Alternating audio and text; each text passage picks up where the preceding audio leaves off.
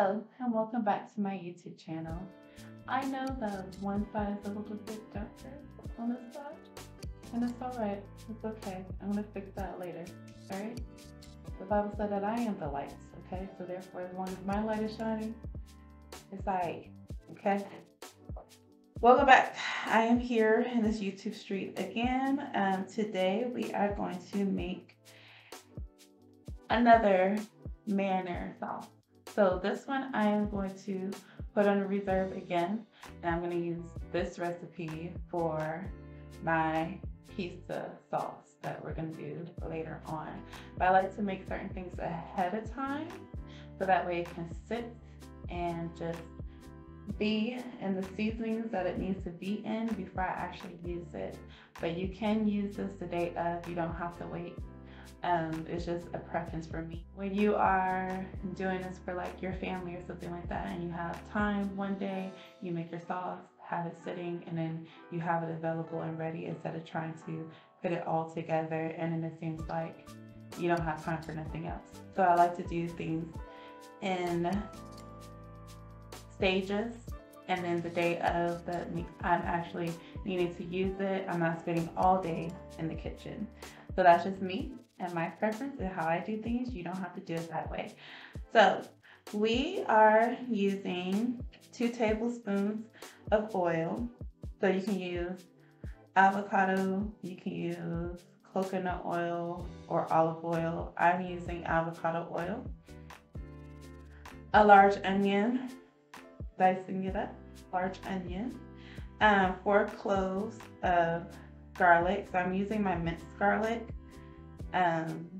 It's not fresh garlic, so I measure out 4 cloves worth. A half a cup of beef broth. I got this from H-E-B. Whole tomatoes, 28 ounces. I got this from H-E-B also. Parsley. We're using 1 tablespoon of parsley, 1 teaspoon of oregano, 1 teaspoon of sea salt, and 1 tablespoon of red wine vinaigrette, okay? Or you could probably use cooking wine. I don't know about regular wine because I just don't do wine. So that's up to you if you want to try that. So it does say basil, but it doesn't have a set amount of basil that you need to use. So it's just it's optional, and it's per the flavor you want. But I am going to use basil. I'm just going to sprinkle it in. So first we are going to take our avocado oil, and we're going to add our garlic. I do have it on medium heat. My pan on medium heat. And then we're going to add our onion.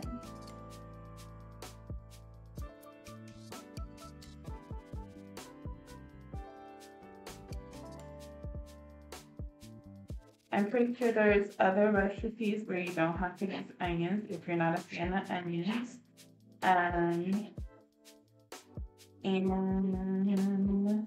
you could probably omit the onions or use less onions, or use onion powder. They do have onion powder if you don't necessarily want fresh onions. So they do have onion powder that you can use. I'm going to turn my heat up some. Trying to saute everything to bind this together. See what it needs to do. Now I'm going to add my beef broth to it.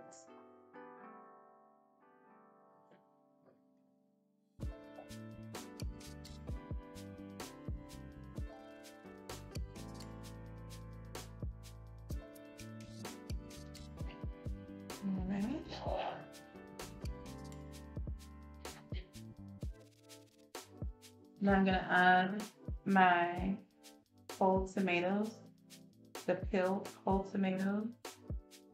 Oh my splash everywhere. But yeah, there we go. I'm gonna use my whisk to break down my tomatoes.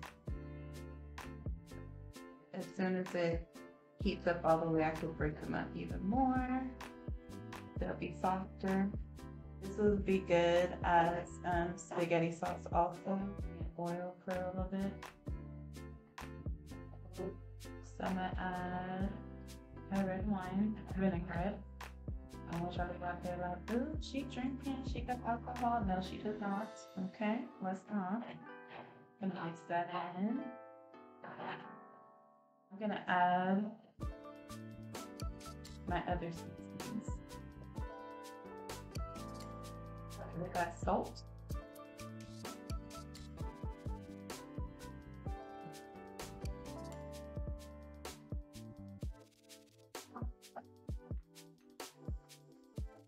Parsley, and you can use fresh parsley if you want. I'm just using the dry. I am going to add in the basil. Do it per your taste. I know people don't like seeing very much. We're gonna say that. I'm gonna let this sit and simmer. So and everything to combine very nicely. Do what it did. So once again, I have my jars that I found at Dollar Tree. Just somebody's gonna ask. I don't know. They don't have them at all Dollar Tree. I got this one.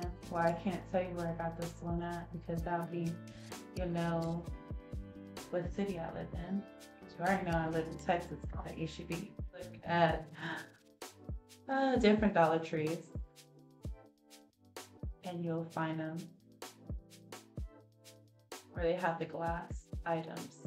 I'm gonna let it simmer longer, but I just wanted you guys to see what it's going to look like. You all just see.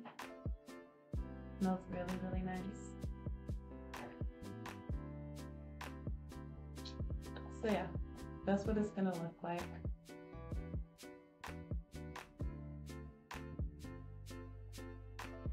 It's gonna look like that. Okay. So I'm gonna let the rest of my actually simmer, and I'm gonna break down as much as I can. Because like I said, I want to use this as pizza sauce. So I don't want it chunky, too chunky. If you know for sure that people that you're trying to serve do not like onion, I would use the onion powder instead of using fresh onion, just so you can get that flavor that you want, but without them having to, deal with actual onion. I'm gonna let mine sit on low heat, then let it cool down, and then I will move on to pouring it in the jar and things like that. So yeah, so that is another version of something that's low carb. Sauce. You can also buy low carb sauce in the store, but sometimes I just like to make it, to be honest. Sometimes I just like to see how it turns out, and sometimes, well, a lot of times you could just play with the flavor. Yes, you can play with the flavor of sauces that you buy from the store, but it's just different. I don't know, it's just different. So just something that I enjoy, looking at different recipes and trying different things versus always going to buy something pre-made. And this sauce is actually lower carbs than the actual sauce that you would buy at the store. So because you can pick out more things instead of buying something that's already pre-made, and then you just gotta deal with whatever carbs that is in it. You can't pick nothing out. So so just keep that in mind, that you can find sauce recipes that are lower in carbs than the sauce recipes in the store. And a lot of times, a lot of the products add sugar to it, which is something else you have to look at and consider. So you have to count up all the things. Are you gonna buy sauce and save time, or are you gonna create your own sauce and save on sugar and carbs? So it just depends on what's more important to you and what time that you have to actually make certain things. But this sauce, as you can see, it didn't take that long to make. So it's not really a time thing like that. You could pre-make the sauce, put it in jars, and put it in the refrigerator and save it for a later date. So you can have it already on reserve for when you plan out your meals and things like that, or just have it just in case you need to do spaghetti one night or something like that. So you just have it already made and ready to go. So it's just different things for you to consider when you're picking and choosing if you're gonna buy something pre-made versus making it from, I would say, scratch, almost scratch. I mean, the canned tomatoes versus fresh tomatoes. And you can use fresh tomatoes for this versus canned tomatoes.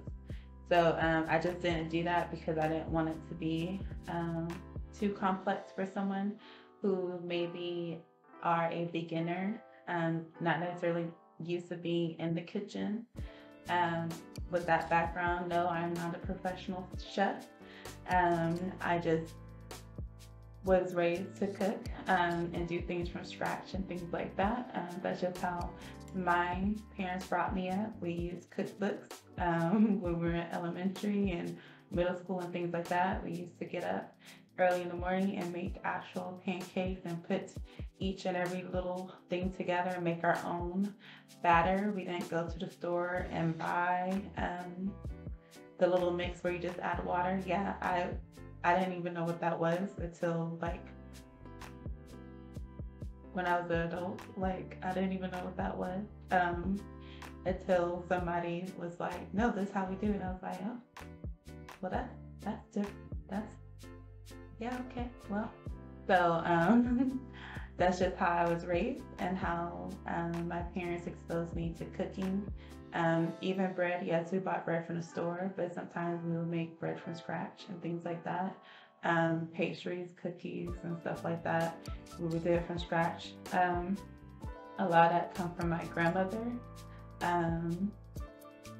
She did everything from scratch. They had their own garden and things like that when my mom was growing up, so she was used to cooking and baking a certain way, so she just passed that along to me and my other siblings. So you really have to count up the cost and see what is more important. Sometimes it's more cost effective to do it this way versus buying the already made stuff.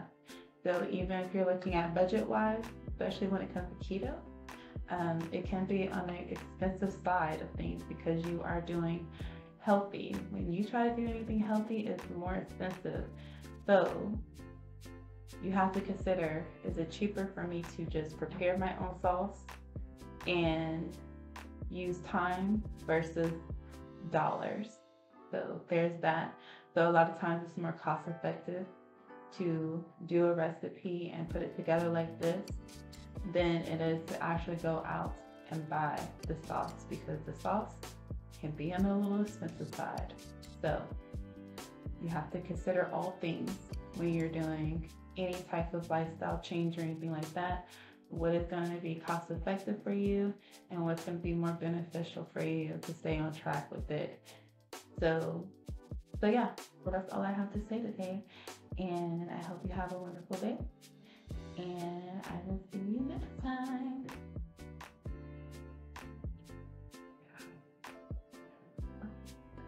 Oh man.